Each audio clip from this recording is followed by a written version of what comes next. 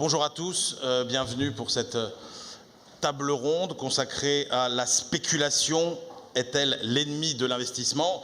Il fait chaud et je ne vous cache pas que j'espère bien que la température va encore monter pendant notre débat parce que la spéculation, c'est un sujet chaud. Il n'y a sans doute pas de pire gros mot quand on parle d'économie et de finance que celui de spéculation, parce que c'est vrai aussi qu'il y a peu de terrains sur lesquels se mêlent autant l'économie, la finance et la morale. Alors je vous donnerai juste en préambule la définition de ce qu'est la spéculation selon un grand banquier central, Paul Volcker, qui a été le patron de la Réserve fédérale, un de vos confrères, Monsieur Noyer, qui disait la spéculation, c'est comme la pornographie, c'est très difficile à définir, mais dès qu'on la voit, on la reconnaît tout de suite.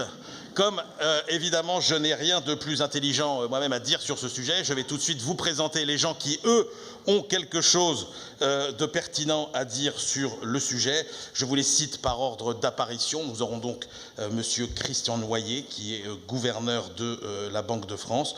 Nous aurons Madame Suzanne Wolfburg-Jenah, qui est président et CEO de l'organisme canadien de régulation du commerce des valeurs mobilières. Nous aurons ensuite Monsieur Roch Mackinez, qui est le directeur général délégué de Safran, puis Monsieur Makoto Utsumi, président et CEO de la Japan Credit Rating Agency, l'agence de notation japonaise, et puis Christopher Potts de Kepler Chevreux. Nous aurons ensuite un petit débat et puis nous accueillerons notre étudiant qui posera la question traditionnelle, Nordine Habibi, qui lui vient de Toulouse Sciences économiques, une des plus brillantes universités en ce qui concerne la formation des économistes. Et bien sûr, c'est Catherine Lubotchinski du Cercle des économistes et qui est aussi Managing Director du Global Risk Institute à Toronto, qui va, elle, sérieusement, vous cadrer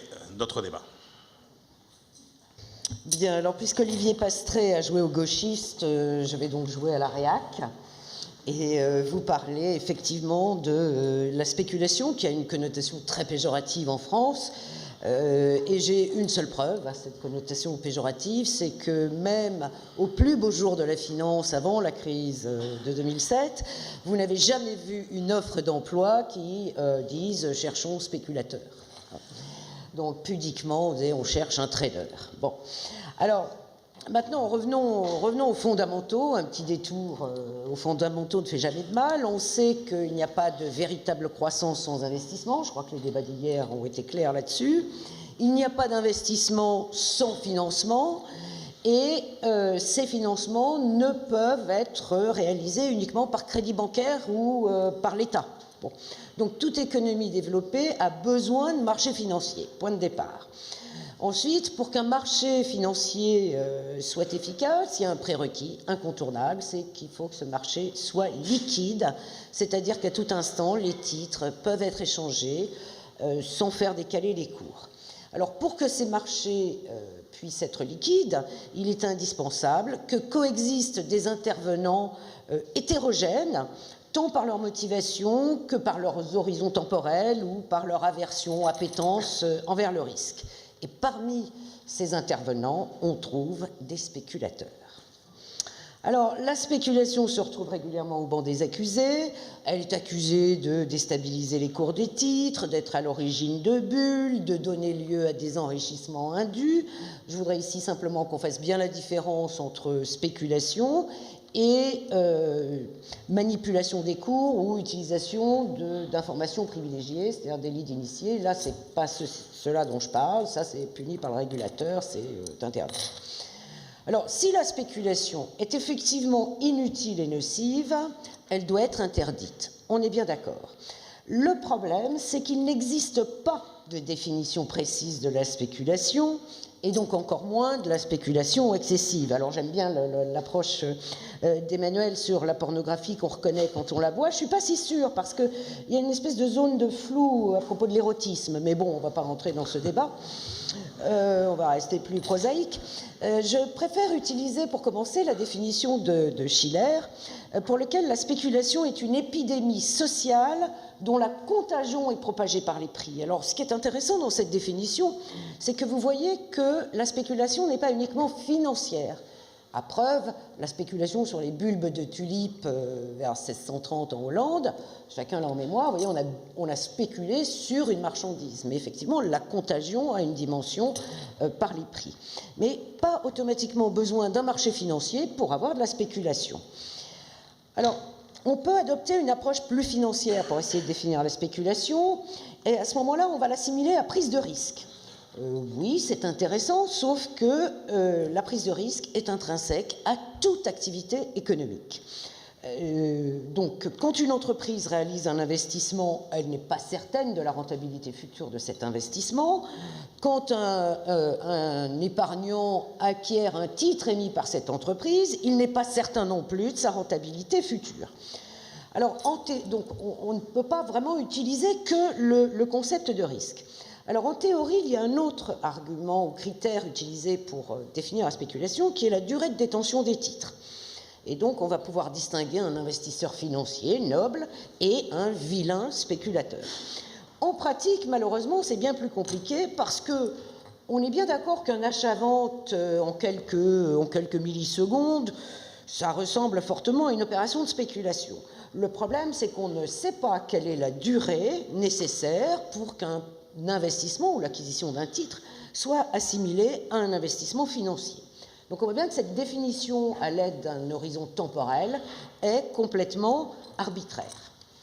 Alors il a été mentionné dans la session d'avant qu'il y a un décalage temporel entre l'investissement physique et l'investissement financier. C'est évident, mais il ne faut quand même pas oublier que ça aussi c'est intrinsèque à la financiarisation des économies. Alors, il est vrai que le progrès technologique, avec l'avènement du trading algorithmique, a accentué ce décalage temporel, a accéléré les processus, et en particulier le processus de transmission de l'information dans les prix des titres. Mais là, si on veut s'interroger, il faut s'interroger en termes d'avantage-coût, en termes de gain net de ce progrès technique, compte tenu du coût des infrastructures qu'il a engendré pour l'ensemble des intervenants et en particulier pour les superviseurs. Il faut s'interroger en moins d'une minute, Catherine, maintenant. Moins d'une minute. Alors, ce que je voudrais dire, c'est que la spéculation n'est pas systématiquement condamnable. Tout le monde s'accorde à dire qu'elle contribue à l'efficience des marchés. Elle a le plus souvent un caractère déstabilisant, mais compte tenu du comportement irrationnel de certains agents économiques, elle a aussi parfois, c'est indéniable, un rôle déstabilisant. Oui, et on voit bien pourquoi les agents économiques sont irrationnels. 12,5 milliards à la Française des Jeux, en jeu, j'ai appris hier, 12,5 milliards en un an, alors que l'espérance de gain est inférieure au montant misé. Donc si ça, c'est pas de l'irrationalité, je ne sais pas ce que c'est.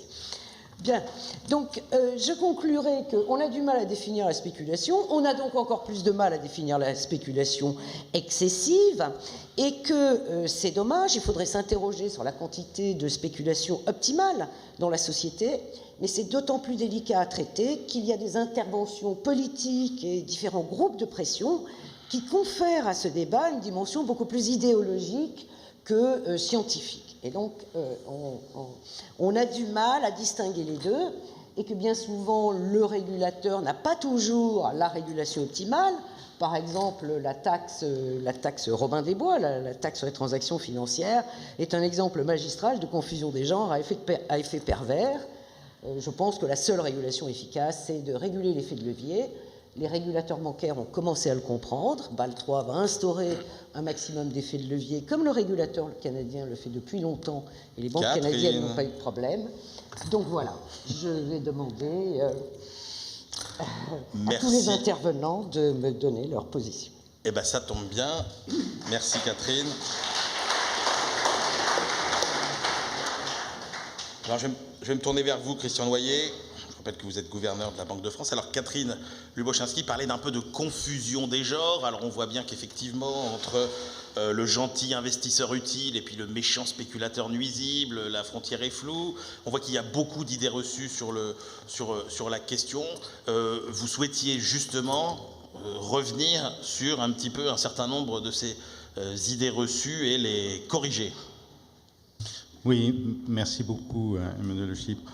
Je vais commencer par dire que je suis tout à fait d'accord avec Catherine Lubachinski. La spéculation, ça peut s'appliquer à des tas de choses. Je trouve la définition qu'elle a retrouvée chez Schiller excellente. À ma connaissance, la plus vieille spéculation qui a été retracée dans l'histoire écrite, c'est une spéculation qui s'est déroulée en 397 avant notre ère à Athènes sur le prix du blé. Et on voit bien, donc bien avant l'histoire des tulipes aux Pays-Bas, et on voit bien le genre de choses que ça pouvait représenter. Mais quand on parle aujourd'hui de spéculation, beaucoup de gens ont à l'esprit la finance. Et la question, la finance est-elle utile à l'économie ou est-elle l'instrument d'une spéculation, c'est-à-dire quelque chose qui recherche des profits à court terme et qui n'a pas d'utilité dans le fonctionnement et le financement de l'économie. Alors, pour essayer de donner quelques éléments de réponse, je voudrais commencer par 5 paradoxes. Premier paradoxe, nous avons fait beaucoup de réformes ces dernières années, mais le crédit bancaire, le crédit bancaire en particulier, n'est pas au rendez-vous. Nous avons eu plusieurs années d'activité intense au comité de Bâle, au G20, au Conseil de stabilité financière. On a renforcer la réglementation financière un peu tous azimuts, durci les exigences en capital et en liquidité, on a construit des banques plus robustes, plus efficaces, avec des bilans plus sains, et pourtant le crédit bancaire reste atone. Les émissions obligataires explosent, mais évidemment le financement des PME n'en profite pas directement. Deuxième paradoxe, l'économie va mal, entre guillemets, et les bourses s'envolent. L'économie va mal, elle va mieux dans certains endroits que dans d'autres. Malgré tout, on n'a pas retrouvé aux États-Unis encore un dynamisme à la hauteur de ce qu'étaient les attentes, même si les chiffres sont meilleurs. On a des doutes sur la croissance chinoise, les pays émergents ralentissent, l'Europe a du mal à décoller. Et malgré cela, les principaux indices boursiers sont en hausse de 50% au cours des 2 dernières années en moyenne, au moins. Et donc, l'idée que la finance existe en soi affleure. Troisième paradoxe, nous avons sécurisé les banques, mais les risques financiers apparaissent ailleurs. Où apparaissent-ils ? Eh bien, dans d'autres parties du système. Le crédit, de plus en plus, le crédit au sens large, devient l'affaire des grands gestionnaires d'actifs. Alors, je couvre sous cela des gestionnaires traditionnels long terme, mais aussi des gestionnaires alternatifs, des hedge funds, etc., des fonds de private equity. Et une partie au moins de ces fonds sont jugés sur leur performance à court terme, ont des stratégies de ce fait qui sont le plus souvent identiques, provoquant des mouvements de marché, puisqu'il y a des effets des herd attitudes, comme on dit en anglais. Et donc, c'est un développement d'une pratique dont la crise a montré combien elle était dangereuse. Quatrième paradoxe, nous avons des politiques monétaires extrêmement accommodantes, mais l'inflation reste faible. Nous avons ramené tous les taux d'intérêt près de zéro, nos bilans de banques centrales ont explosé, et malgré tout, même si le risque de déflation paraît avoir été évité, nous avons globalement, pas seulement en Europe, mais c'est particulièrement fort dans la zone euro, des évolutions de prix qui sont trop basses. Dernier paradoxe, jamais les taux d'intérêt à long terme ont été aussi bas et les taux d'investissement demeurent désespérément atones, 2 à 4 points en dessous de ce qu'ils étaient avant la crise. Et donc, tout ceci peut en effet amener à se poser la question, est-ce que l'activité financière sert à quelque chose ou est-ce qu'il faut chercher d'autres mécanismes pour tirer l'investissement ?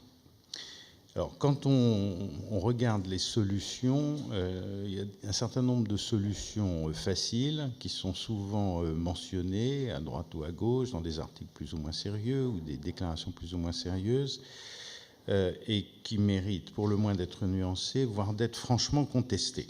Et je vais faire un petit tour des fausses bonnes idées, à mon avis. Alors, première affirmation, première fausse bonne idée, les politiques monétaires, ça ne marche pas. Autrement dit, autre façon de le dire, les politiques monétaires très accommodantes, finalement, ça favorise la spéculation, ça ne facilite pas le redémarrage des économies. À quoi je répondrais, oui, c'est vrai, les politiques monétaires très accommodantes, elles favorisent la prise de risque, elles incitent à la prise de risque, c'est même leur objectif essentiel, à un moment où la frilosité des acteurs domine dans les choix d'investissement. Mais quant à leur efficacité, il est clair que 5 minutes de réflexion suffisent pour imaginer quelle serait aujourd'hui la situation de l'économie mondiale si les banques centrales avaient conduit des politiques plus dures et si elles avaient répliqué ce qu'elles ont fait dans les mois et les trimestres qui ont précédé la Grande Dépression des années 30. Deuxième affirmation, l'inflation. Seule l'inflation permet d'effacer des dettes excessives qui ont été héritées de la crise et de la période précédente. Ça, c'est oublier que les marchés savent se protéger contre l'inflation et que les effets à long terme d'une perte de crédibilité des banques centrales seraient massivement négatifs. Autrement dit, que si l'inflation est tolérée ou voulue à un niveau plus élevé, les taux d'intérêt de marché s'adapteront à un niveau plus élevé d'inflation et donc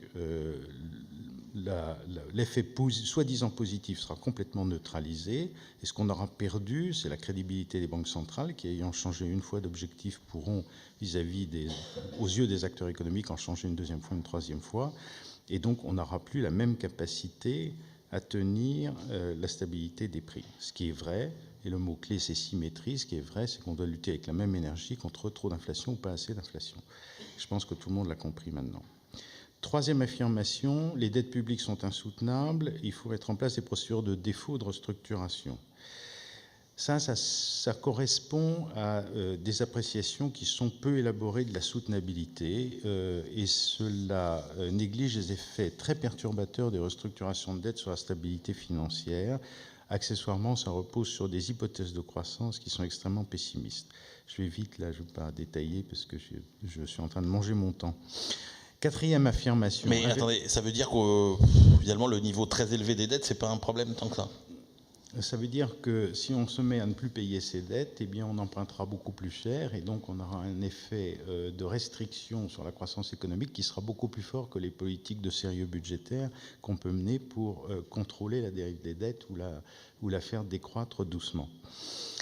Quatrième affirmation, il faut au contraire plus de dettes, profitons des taux d'intérêt bas pour conduire des politiques budgétaires plus laxistes. Ça, c'est ignorer la triste réalité. Aucun pays aujourd'hui ne possède la crédibilité suffisante pour mener une telle stratégie. L'équilibre est fragile, on a accumulé des décennies de déficit. Et si la trajectoire budgétaire est laxiste, elle se paiera, elle aussi, par des taux d'intérêt beaucoup plus élevés. Cinquième affirmation, dans le domaine bancaire, il faut séparer dans les banques ce qui relève du financement de l'économie et ce qui relève de la spéculation. Alors ça, l'idée en soi est une bonne idée.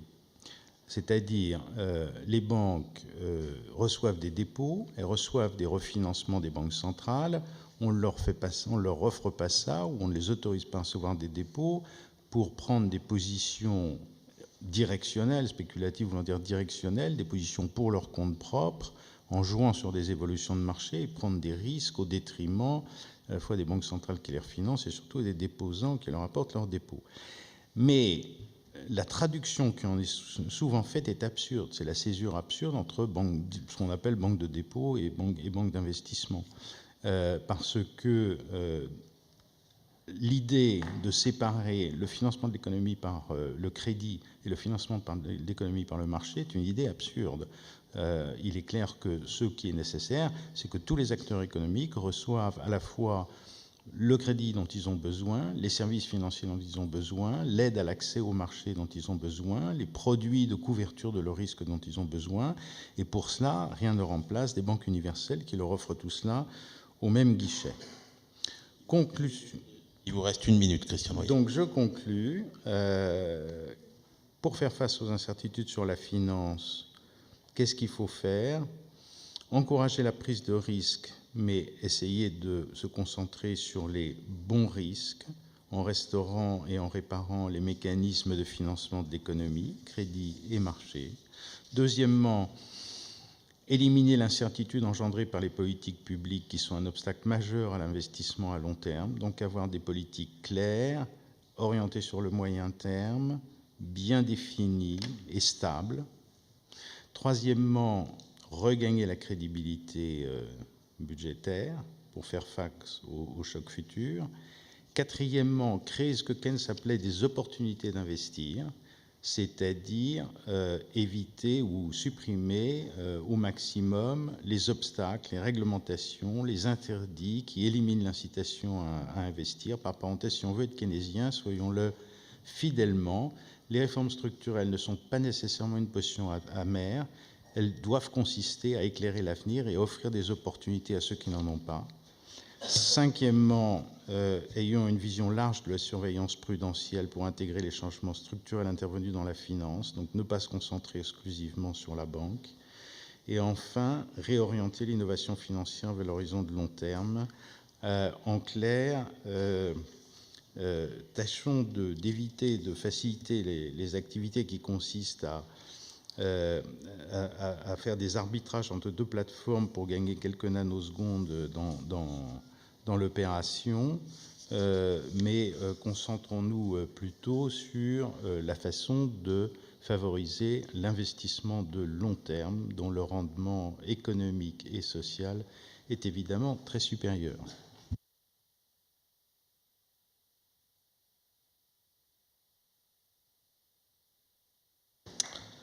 Merci beaucoup, Christian Noyer. Alors, je me tourne maintenant vers vous, Suzanne Wolfbourg-Jenah. Alors, je vous pose la question clairement. Est-ce que vous considérez que la spéculation est l'ennemi de l'investissement? Merci beaucoup. Je m'excuse, je vais parler en anglais. Je t'assure que c'est mieux pour vous. It's really a pleasure to be back in Aix-en-Provence. I had the delight of being here last year, and a lot has happened over the past year. I have this opportunity to tell you a little bit about the Canadian marketplace.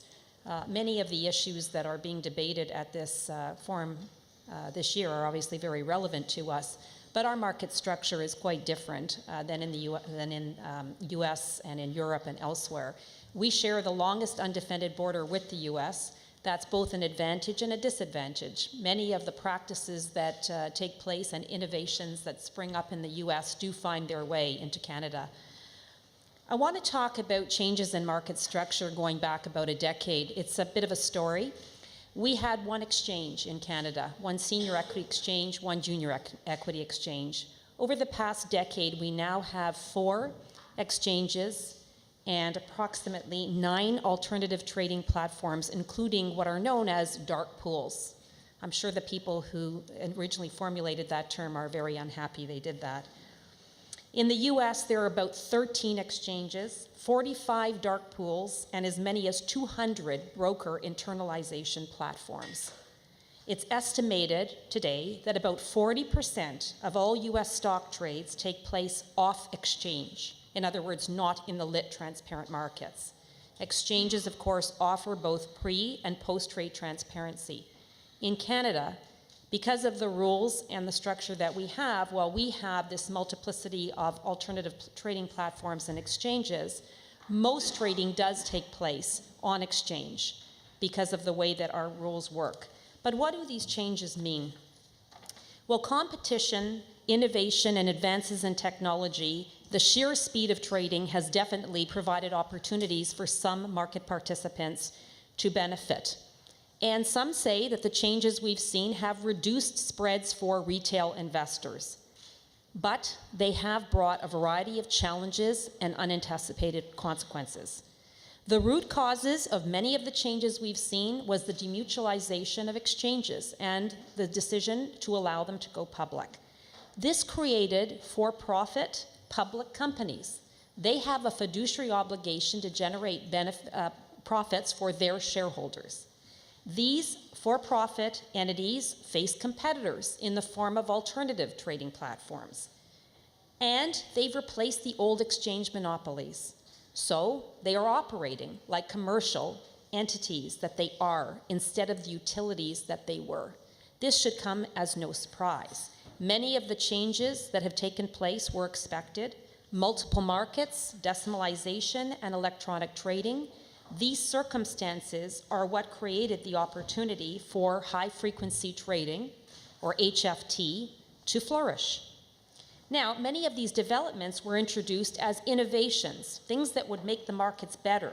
They would enhance competition, eliminate monopoly status, enhance liquidity, and erode spreads or reduce spreads for investors. All good things. Some describe the HFT of today as the day traders of yesterday, only they're faster and better at what they do. Now, to turn to the question, is what they do and is speculation the enemy of investment? It is important to remember that speculation has existed since markets have existed. And the reference has been made to the tulips, the Dutch tulip crisis, etc. I would say speculation is not the enemy of investment. It's a form of investment based on short-term results. The goal of HFT, like the old day traders, is to trade prolifically throughout the day, make small amounts of money on each trade, and be directionally neutral at the end of the day. The marketplace has a variety of participants: issuers, long-term investors, short-term liquidity providers, arbitrageurs, and market makers. They all have their own motivations and individual interests. It would be foolish for regulators to try and regulate motive. We can't regulate why people are in the markets, but we must identify and address marketplace behaviors or outcomes that are manipulative, abusive, or predatory, regardless of who's doing them or how fast they're doing them. I want to move now to talk about investor confidence because it's key when we talk about speculation. Investor confidence in market fairness and integrity is threatened. There's no question. We see studies emerging where institutional investors and the issuer community are surveyed for their views. This should be of concern. Investing today is perceived as a practice in which the winner is not the one with the best investment ideas, but the one who can front run with the fastest technology. Too much of what we see happening is taking place without full transparency. That's a problem. There is an old adage in English and perhaps in French: what you see is what you get, and what you don't see gets you. Indeed, much of the liquidity provision in today's markets comes from algorithmic trading strategies. These are employed not just by HFT firms, and it's important to underscore this. This is not some monolithic group of traders. These are employed by traditional intermediaries as well as HFT firms. And it's important to understand, too, that for these traders, they don't know what symbol they're trading. They're just in the market, trading throughout the day and directionally flat at the end. This new reality should prompt us to ask a number of questions. Is this liquidity provision real or phantom liquidity? Why do I ask that? Well, because many of the quotes are fleeting. Over 90% of these orders that are entered are canceled before they can be executed against. Have the markets become markets for traders versus investors? How has the role and functioning of exchanges evolved? And is there a role for commercial solutions and for the private sector to promote long-term investing and the infrastructure to support it? And I would reference two exchanges, one in the US, which is called IEX, and another, a proposed exchange in Canada called Equitas, which is designed to put speed bumps in the way of HFT to reduce latency or to ensure that everybody's order is basically treated almost the same, and to impose higher fees on these HFT firms. In other words, to create disincentives to the type of order proliferation and speed advantage I've been talking about. And lastly, has technological innovation outpaced market supervision and oversight to the detriment of investors? I would say that not all HFT is bad or predatory. Some of it is good where it's committed market making, but it needs to be there in times of stress as well as in good times. And I think for the benefit of markets, and when we think about why markets exist, Markets exist in order to enhance issuers' access to capital, in order to provide a place where buyer and seller can meet. 1 minute, Suzanne. Thank you. And if we lose sight of why these markets exist and ignore the investor confidence issues that we see, I think we do run the risk of jeopardizing the basic principles we hold dear about market structure: fair access, transparency, liquidity, and effective price discovery. Thank you.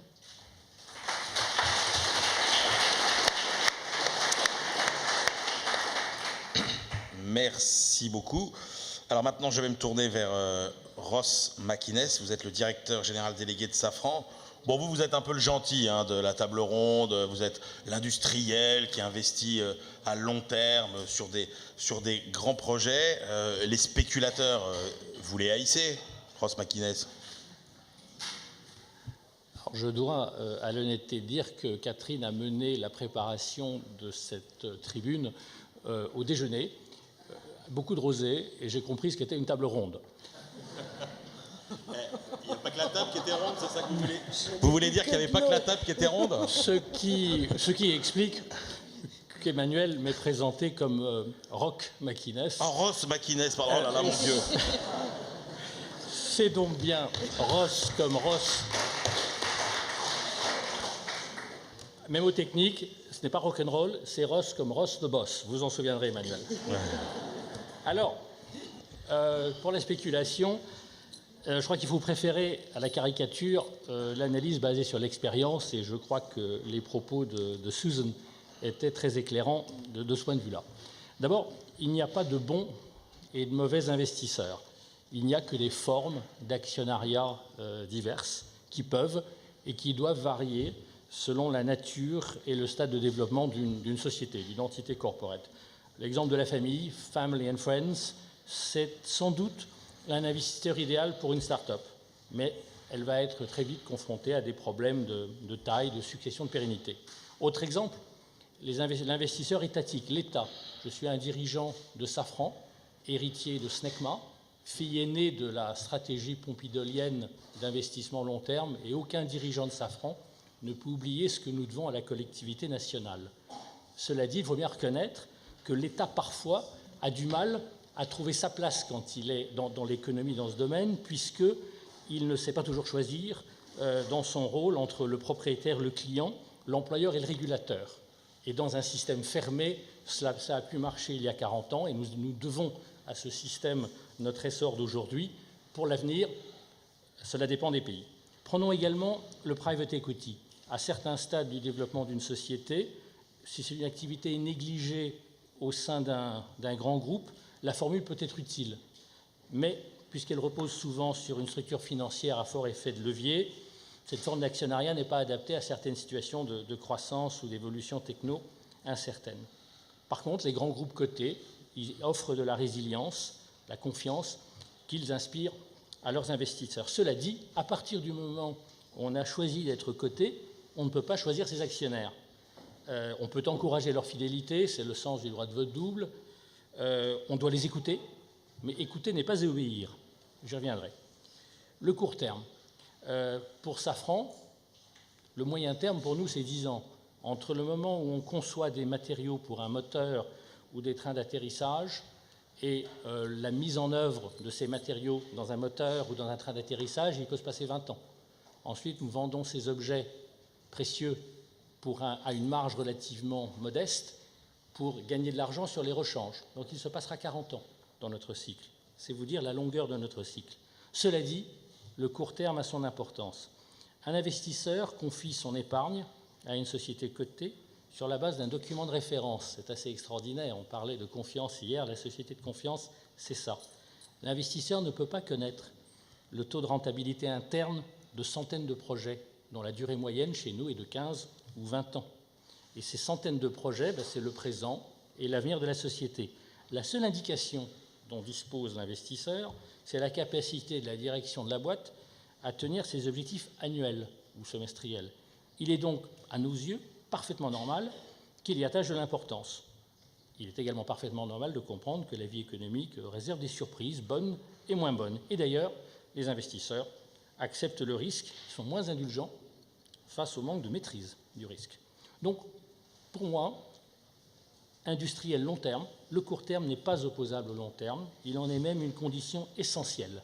D'ailleurs, la plupart des investisseurs institutionnels, ils représentent 40 à 45% du capital de Safran, sont avec nous depuis des années, qu'ils s'appellent Amundi, que vous avez vu tout à l'heure, ou Fidelity, qui porte bien son nom, ou Wellington. Ils sont prêts à écouter et accompagner sur la distance des dirigeants crédibles. Par contre, nous sommes comptables envers eux, et le fait d'être comptable à intervalles réguliers ne nous choque pas. La crédibilité se juge tous les semestres, tous les ans. Et d'ailleurs, moi je ne connais pas beaucoup de sociétés qui ratent régulièrement l'objectif court terme, qui sont des réussites long terme. Donc il y a une corrélation, si ce n'est une causalité solide entre le long terme et le court terme. Et la spéculation.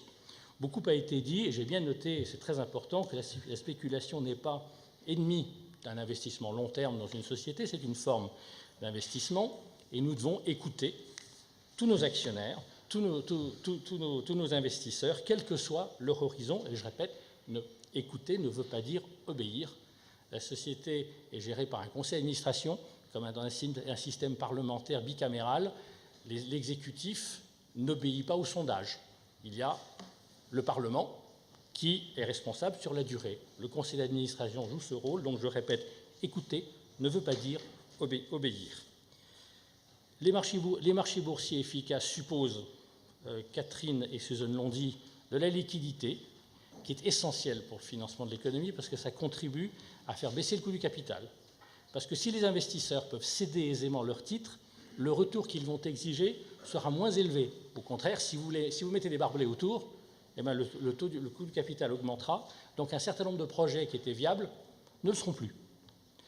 Prenons un autre exemple, les marchés des devises. Il vous reste 1 minute, Ross. Allez, je vous donne 30 secondes de plus, vu que j'ai écorché votre nom. La négociation commence.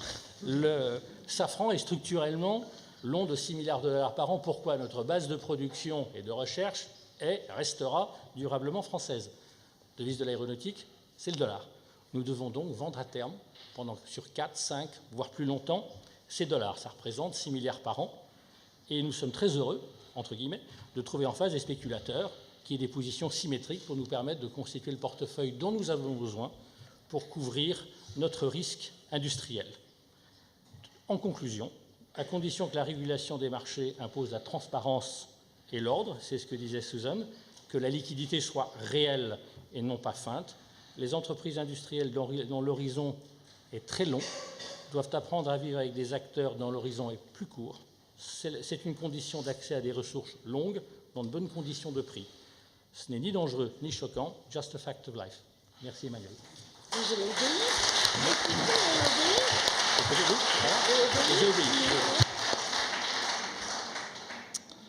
Merci Ross McInnes. Alors je me tourne maintenant vers Makoto Utsumi. Je rappelle que vous êtes le président et CEO de l'agence de notation du crédit japonaise. Alors vous aussi, je vous pose la question finalement, à partir de quand on devient spéculateur? À partir de quand on est investisseur? Est-ce qu'on peut essayer de tracer une frontière entre les deux? Merci. Permettez-moi de parler en anglais. When I was given the subject, I instantly remembered the two scenes of the theater in which I myself participated. Scene 1, place, the office of Undersecretary of Treasury Department of the United States. Time, one summer day in 1984. Background, the inflation in the United States started under Carter administration was still haunting. 2-digit discount rate imposed by Fed Chairman Paul Volcker to counter the inflation. I took Minister of Planning to the office of Undersecretary of Treasury, U.S. Treasury. Japanese minister started this overshoot of the dollar because dollar was very strong at that moment. $1, for example, 250 yen. Now 100 yen. Japanese minister said this overshoot of the dollar. Then Undersecretary of Treasury very sprinkle interrupted. No, there should be no overshoot in the market. The market is always right. The scene 2, the Office of Minister of Finance of Japan, one spring day in 1987. Background: yen was drastically strengthened after so-called Plaza Accord in 1985. Before Plaza, $1 was 240 yen. 2 years after Plaza, 120 yen, half the value. As a consequence, the real ordeal for the Japanese manufacturing sector and Japanese economy. Mr. Miyazawa asked me to come to his office. I was then Director General of International Finance Bureau of the Ministry of Finance, responsible of the exchange market. The minister said, the speculation on the currency is equal to the speculation on the rice. You know, in Japan, the rice is staple food for Japanese. It should not be overlooked. The introduction of the direct foreign exchange control or some other equivalent measures should be introduced to counter this kind of speculation. I explained that direct exchange control is against the global course of liberalization, which the international financial community would not accept, and it is technically impossible to distinguish speculative transactions from the ordinary ones. And above all, even if we imposed such a measure in Tokyo, there are New York, London, Hong Kong, etc., for the market participants to be freely engaged in foreign exchange transactions. But it took 3 days for me to have Mr. Miyazawa to give up his proposal. This being said, I would like to point out next 4 points. First, the perception and evaluation of speculation differs by the culture of a country. In the United States, the speculation is not so much the target of criticism. On the other hand, in France or in Japan, where the stability of the market is taken more seriously, the word speculation sounds more or less negative nuance and tend to be criticized. Second, the speculation sometimes turns against the course expected or desired by the regulatory authorities. It makes the speculation la bête noire from the viewpoint of the public interest. Third, the market economy has a marked tendency. That is, every entity, either a nation or a corporation, has its proper strengths and weaknesses. But market tends to see only its strengths when an entity is in shiny spot, while it tends to see only its weakness when it is encountering difficulties. This propensity is accelerated by the hard instinct of the market participants. Under these circumstances, there happens to be a few lonely wolves who bet the opposite direction. They are sometimes called speculators. In such a case, those speculators function as outriders towards normalization in the market. Fourth, concerning the speculation and the rating, we have observed that Anglo-Saxon giant rating agencies aggravated and accelerated the overshoot of the market, giving unreasonably high ratings for subprime loan securities at first, and then watching the market being deteriorated, racing to downgrade. Eurozone countries were victims of these rating agencies, and the speculation was motivated by these agencies. In managing my own company, a rating agency in Japan, it is my belief that the rating agency, while providing an accurate evaluation of the company's or of the country's creditworthiness, should be also mindful of its survival. From this viewpoint, we are extremely cautious not to trigger the speculation as it sometimes endangers the survival of the rated entity. 1 minute. Those rating agencies should, which are not concerned with the survival of the rated entity, tend to incite dangerous rates to downgrade. This competition to be the first to downgrade accelerates and aggravates the speculation, heightening the possibility of default. Thank you very much.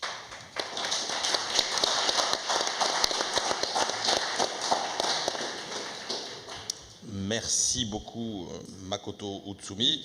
Alors, vous vous doutez bien que si j'ai présenté Ross McInnes comme le gentil, c'est qu'il y a un méchant. Et le méchant, c'est Christopher Potts. Alors, vous êtes un vrai spéculateur. Et en plus de ça...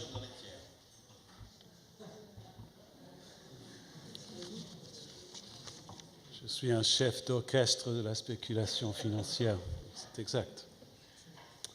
Mais je passe en dernier, je pense qu'il convient de résumer. Donc je résume. Commençons par une formulation d'économiste. La spéculation financière excessive est nocive dans la mesure où elle déstabilise. Qui peut contester cette formulation? Sans oublier l'aspect moral.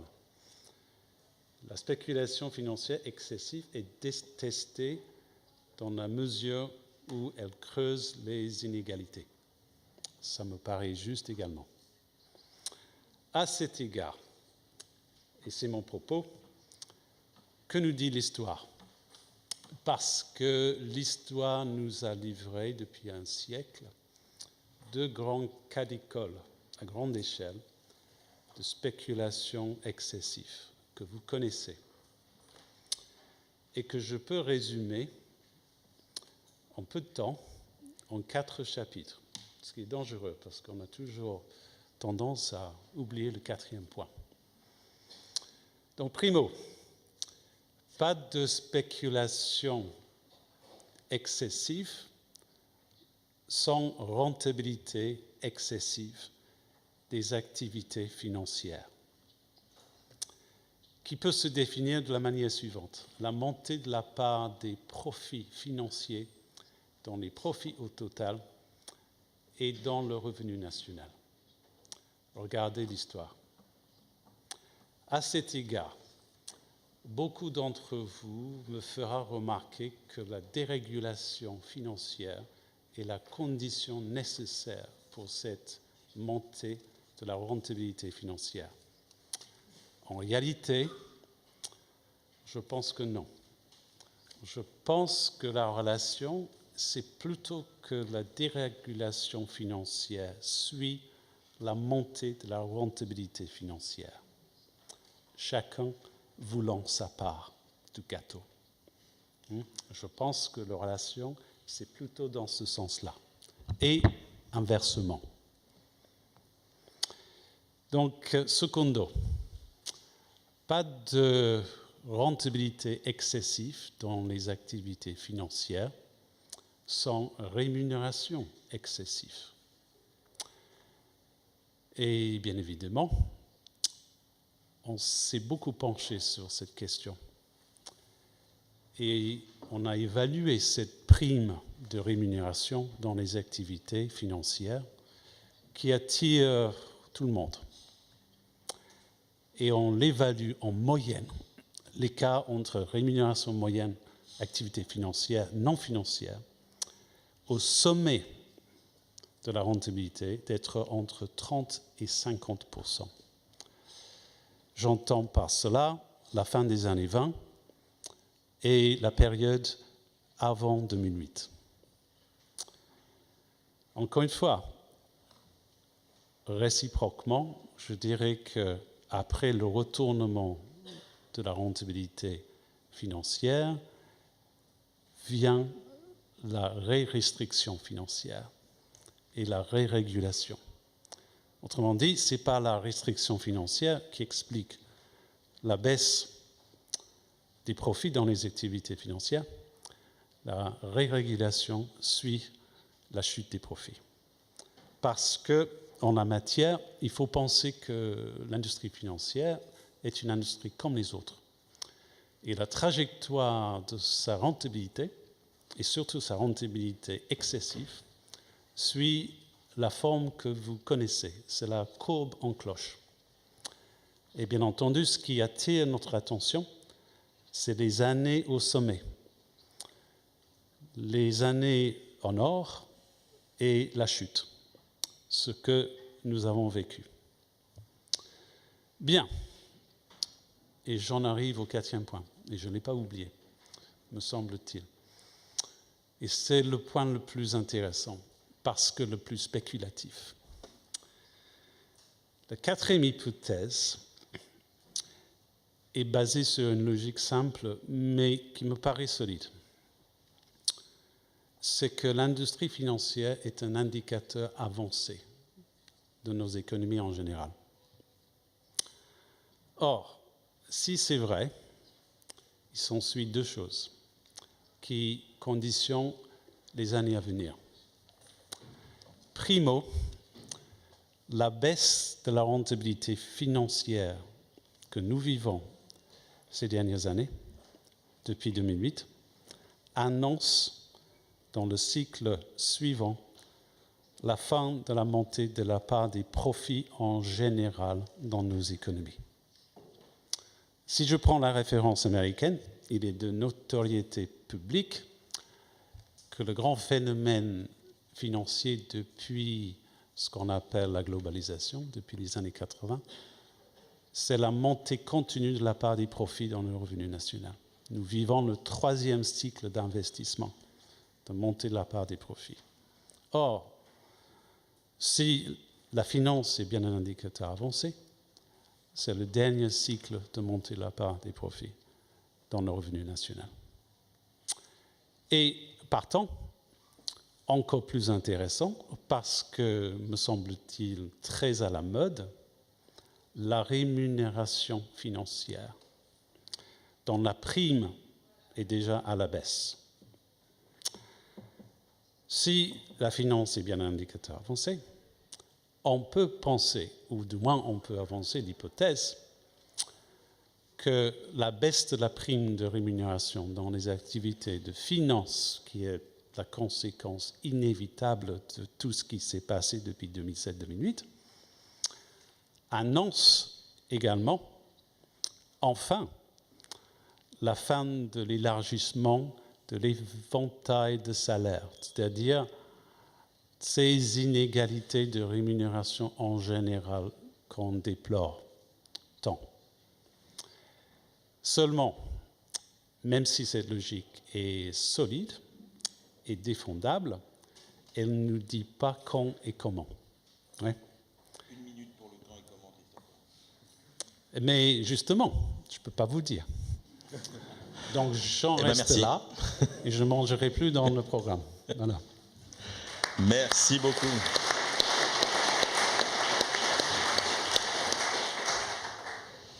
Alors, moi, j'ai quand même une petite question naïve à vous poser, et je m'en excuse à l'avance.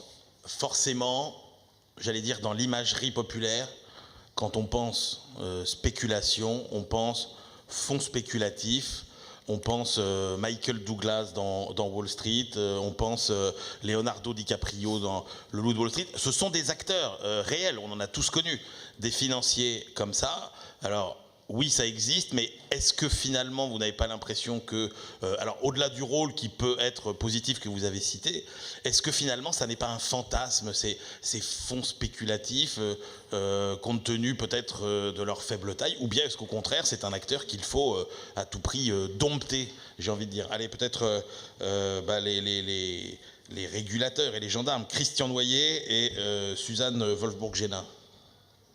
Je crois que les différentes présentations qui ont été faites ont déjà un peu répondu à votre question. J'aurais peut-être dû poser au début ce constat. La spéculation, on en a besoin pour que les marchés fonctionnent. On a vu avec le cas d'une entreprise industrielle comme Safran, pour pouvoir couvrir ces risques, il faut avoir des contreparties en face qui prennent le risque opposé. s'il ne se trouve pas exactement au même moment quelqu'un qui est prêt à faire l'opération inverse pour couvrir son propre risque d'un même montant, exactement dans les mêmes conditions, c'est impossible. Et en pratique, c'est impossible.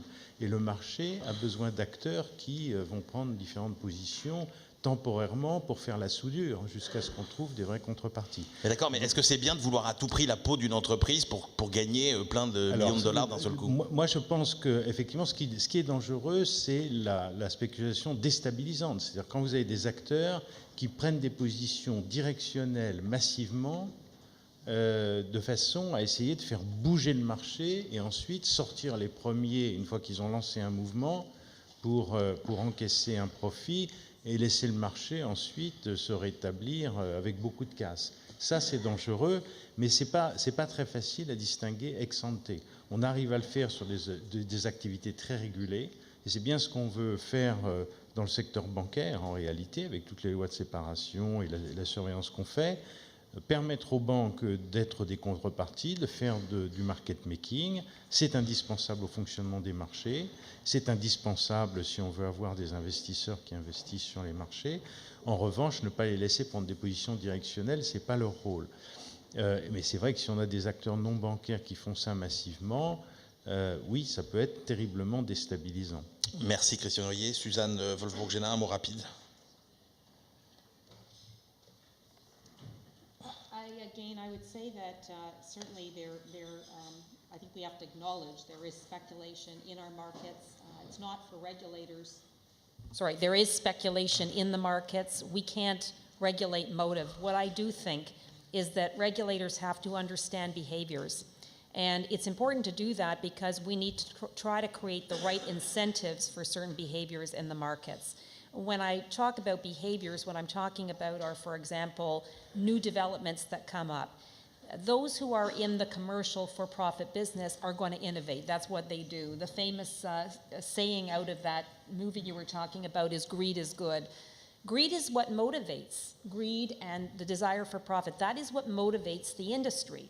The job of the regulator is to ensure that at the end of the day, the markets are balanced, because you need all participants in them. You need long-term investors and short-term investors.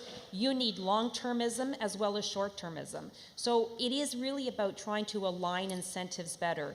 You know, we've seen, for example, regulators start to get into the area of compensation. There was a time when regulators would not regulate compensation. Now you see regulators starting to put some limits around this, some parameters, trying to create structures that incentivize better behavior. Yes, it's still profit-seeking behavior, and there is motive for profit, but at the end of the day, it's about trying to align the interests better between long-term and short-term investors so that at the end, the markets remain balanced and fair for everyone. Merci beaucoup Suzanne Wolfbourg-Génin. Grâce à votre grande discipline à tous, il nous reste 15 minutes et donc nous allons prendre la question de notre digne représentant de Toulouse Sciences économiques, Nordine Abidi, et il nous restera du coup quelques minutes pour vos questions. Nordine. Oui, donc bonjour à tous, merci pour cette table ronde. J'aimerais discuter d'un problème que vous avez déjà esquissé lors de cette discussion, celui du trading haute fréquence, du high frequency trading. Et donc j'aimerais savoir en fait dans quelle mesure le high frequency trading a un impact sur la stabilité de l'actionnariat d'une firme, d'une entreprise, et sur sa capacité d'investir. Donc ça c'est ma première question. Une question, mais elle est reliée. Donc je voulais savoir l'utilité sociale et quel est le type de régulateur. Hop, ça fait plus d'une question. L'utilité sociale aussi. Voilà, je vous remercie. Alors, très bonne question sur. Non, mais la question sur le trading haute fréquence est excellente. Donc, nous prendrons peut-être Christopher Potts, un praticien des marchés, ce trading haute fréquence. Qu'est-ce qu'il faut en penser?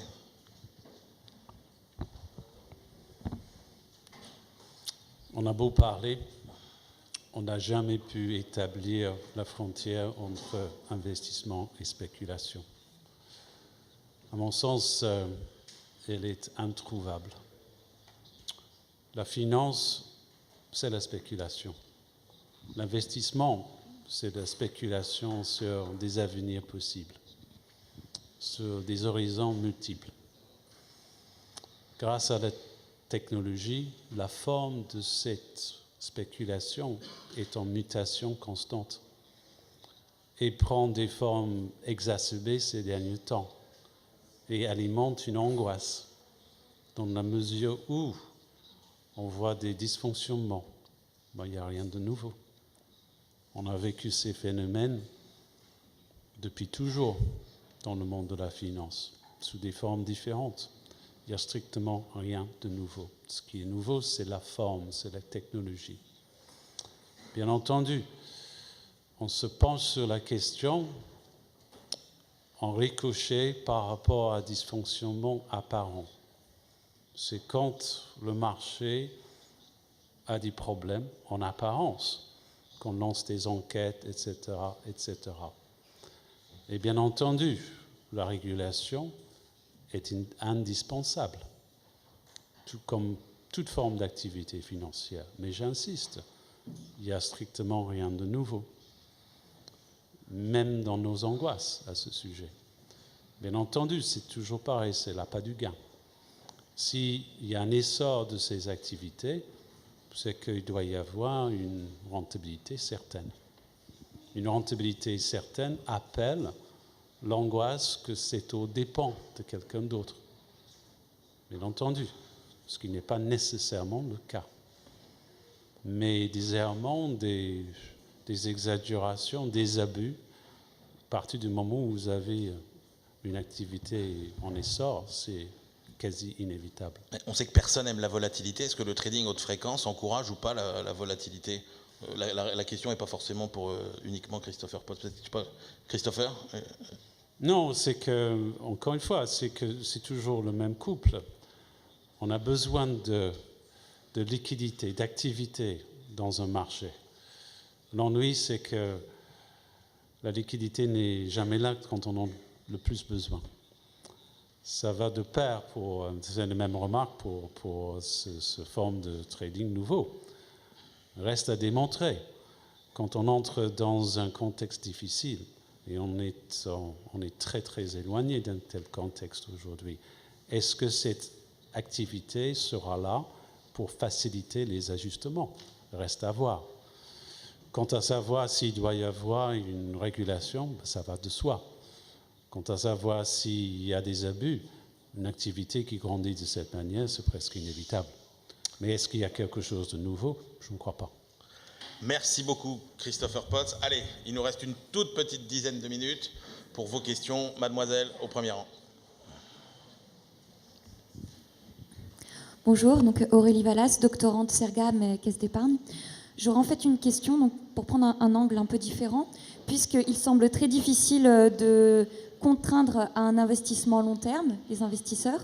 Est-il possible plutôt de les inciter alors pas forcément par des mécanismes légaux, mais par exemple en développant plus les indicateurs extra-financiers pour rassurer les investisseurs dans cet investissement long terme, ou alors en les faisant rêver par une aventure long terme, en jouant sur l'affectif dans un investissement dans une entreprise. Je vous remercie.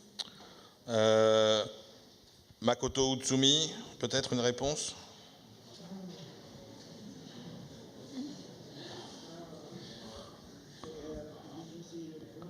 Comme vous voulez. Dites-moi. Sinon, Suzanne, une réponse.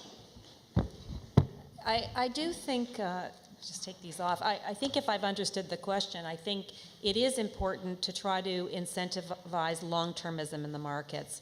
And one of the ways to do that, as I was saying earlier, is to look at what the data is telling us. I was at a previous session and the chief economist for Google was talking about investment in capital, and they were saying that what they look for are people who can analyze data because the marketplace is increasingly complex, and so we need that as well. And the expression he used is we want to analyze the data or torture the data until it finally confesses. And I think that's so important because if we understand what's driving behaviors, for example, If we look at different types of patterns of behavior, exchanges providing special order types that preference a particular market participant over others, which is happening. If you look at, for example, order preferencing, complexity, co-location, the practice of, for example, various entities purchasing space right beside the exchange's engine, trading engine, so they get a speed advantage. Should that be illegal? I mean, it's happening in the US, it's happening in Canada, it's happening elsewhere. What about being allowed to put through pipelines that are much wider and therefore can receive trade data from the exchanges quicker? What about that? And you pay $40,000 a month for that. Now, one might say anybody who wants to purchase that can, so there's equal access. But I think some of these practices would offend the reasonable person's definition of what are appropriate practices to ensure fair access, transparency, vibrant liquid markets, and confidence in their integrity. And I think it's really important for regulators and policymakers and decision makers to be willing to look at these innovations, these practices, and ask at what point do they cross a line. Merci beaucoup, Suzanne. Alors, Christopher, un mot rapide. Ross McInnes voulait aussi rajouter un petit mot. Merci d'être bref et on prépare une dernière question. Allez. Je voulais ajouter. Attendez, il donne un complément de réponse et on vous amène un micro. Christopher. Je voulais ajouter que c'est une excellente question parce que plus on voit un paradoxe de plus dans notre monde, ce qui est en quelque sorte le grand thématique de ce week-end, l'investissement. On est dans un monde, y compris récemment dans la zone euro, où l'incitation purement financière à investir n'a jamais été aussi importante. Le coût de capital pour nos entreprises est au plus bas. Pour la plupart des secteurs, la rentabilité est plutôt élevée en comparaison historique. Et le mystère est de savoir pourquoi davantage d'entreprises n'engagent pas dans l'arbitrage des deux en investissant davantage. Et à mon sens, le monde des économistes n'apporte pas de réponse satisfaisante à cette question aujourd'hui. C'est le grand mystère. La seule réponse possible, c'est qu'il nous faut davantage d'incitations non financières à l'investissement, parce que forcément, c'est dans ce domaine qu'il y a problème. Parce que d'un point de vue strictement financier, le monde a rarement été aussi favorable à l'investissement. Merci Christopher. Allez, Ross McInnes. Je voudrais essayer de répondre à deux questions, une de notre étudiant et l'autre de notre doctorante. Sur le high frequency trading, j'ai noté dans la réponse de Susan qu'on comptait mettre des speed bumps in the way of high frequency trading. C'est intéressant de noter qu'en français, speed bump, c'est un dos d'âne. Il y a un élément de réponse. L'autre point, vous avez parlé de contraindre l'investissement long terme. Ça me semble la mauvaise vision. Il ne faudrait pas contraindre au long terme, c'est au contraire offrir une opportunité de participer à un succès industriel. Si vous avez Tidjane Thiam tout à l'heure, vous a expliqué que lui, il a des milliards à investir par an. Il cherche au contraire des ressources long terme. Ils ont des ressources, ils cherchent des emplois long terme au sens financier. Et donc nous voulons contraindre personne, mais nous considérons que c'est un privilège pour des investisseurs de participer à l'aventure collective de nos salariés. Pas de contrainte. Merci Ross McInnes. Allez, la dernière question, tout en haut, et une seule réponse ensuite. Oui, bonjour. Je pense qu'effectivement, le monde a toujours été un peu cupide, et je suis d'accord avec Christopher Potts, qui signifie que... Alors c'est Christopher Potts et c'est Ross McInnes. Christopher Potts. Et vous n'avez pas d'excuses, vous n'étiez pas à table avec nous. Qui dit qu'il y a toujours eu spéculation. Et une autre personne citait qu'en 397 avant Jésus-Christ, il y avait déjà une première spéculation sur le prix du blé. Je pense que ça date bien avant, il y a eu d'autres spéculations. Simplement, Christopher parlait qu'il y avait, lorsqu'il y a spéculation excessive, c'était extrêmement mauvais, et il parlait qu'il allait falloir réguler. Donc ma question est, comment réguler? Qui régule? est-ce que ce sont les États qui régulent ou est-ce qu'on laisse au marché le soin de réguler? Et là, dans ce cas, j'imagine très mal le marché réguler, sauf s'autoréguler par des crises telles 1929 ou telles 2008. Donc je ne crois pas à un marché serein qui soit capable de s'autoréguler. Voilà. Et Merci. deuxième chose, et la dernière, Très vite. Christopher parlait qu'effectivement il y a toujours une spéculation, mais que seul le progrès technologique l'avait amplifié. Et je suis absolument d'accord avec lui. Eh ben alors, parce formidable. que, non, mais je suis complètement d'accord avec lui parce que maintenant C'est on très peut bien, sortir et attendez, on rentrer laisse juste répondre à la question. en 2 minutes. Oh, voilà, alors, allez, Christian Noyer, tiens, qui doit faire le gendarme? Ce sont évidemment les autorités. Ceci étant, moi je mets en garde contre l'idée de dire, l'expression l'État, parce que pour que les réglementations soient efficaces aujourd'hui, il faut de plus en plus que ce soit des réglementations internationales.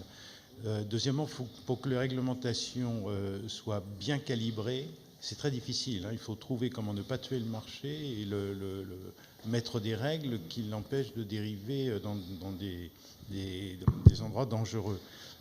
Et donc il faut des règles internationales, beaucoup donc de concertation entre les autorités, les régulateurs, représentants des États, et il faut de la consultation avec les acteurs de marché pour les tester et pour être sûr qu'on positionne les choses bien. Il ne faut pas considérer que les acteurs de marché sont par définition des gens qui cherchent à tricher, à avoir le moins de réglementation possible pour bien pouvoir profiter des bienfaits du marché. Il faut qu'il y ait une réglementation efficace, et pas excessive, mais efficace.